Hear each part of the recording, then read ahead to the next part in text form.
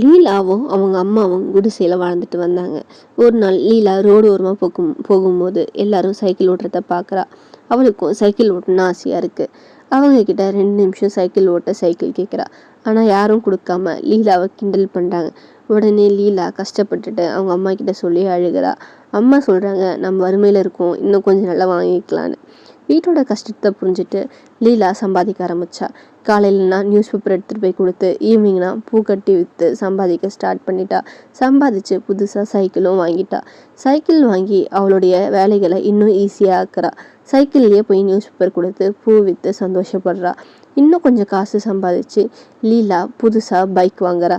Bike வாங்கி அவங்களோட அம்மா கிட்ட கொடுத்து அம்மா கூட பைக்கில் போய் சந்தோஷப்படுறா. இதை அவளை கிண்டல் பண்ண மற்ற குரங்குலாம் ஷாக்காக பார்க்குதுங்க. லீலா அதை பொருட்படுத்தாமல் அவள் புல்லட்லேயே போய் இன்னும் சம்பாதிக்க ஆரம்பிக்கிறா. இன்னும் காசு சம்பாதிச்சு லீலா புதுசாக ஒரு சைக்கிள் கடை ஸ்டார்ட் பண்ணுறா. சைக்கிள் கடை ஸ்டார்ட் பண்ணி அவளை சின்ன வயசில் எப்படி கஷ்டப்பட்டாலோ அதை மாதிரி மற்ற எந்த குழந்தைங்களும் கஷ்டப்படக்கூடாது சொல்லிட்டு அந்த குழந்தைங்களுக்கு ஃப்ரீயாக சைக்கிள் கொடுத்தா. அந்த குழந்தைங்க சந்தோஷப்படுறத பார்த்து அவளுடைய கனவை அச்சீவ் பண்ணிட்டா.